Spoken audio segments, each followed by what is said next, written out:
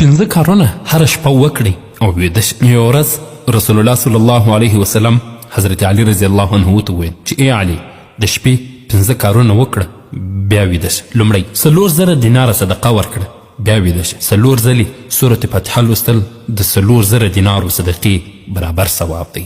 دویم یو ځلې ټول قرآن کریم ولوله بیا ویده شه. یعنی 3 ځلې د سورة اخلاص لوستل د یو ځل قرآن کریم برابر ثواب لري. دریم د جنت قیمت ورکړه بیا ویده شه. یعنی 3 ځلې درود شریف لوستل د جنت د قیمت برابر دی. څلورم د 2 جګړه مارو ترمنځ سوله وکړه بیا ویده شه. یعنی 10 ځلې استغفار ویل د 2 جګړه کوونکو ترمنځ د سولې برابر ثواب لري. پنځم یو ځلې حج وکړه بیا ویده شه.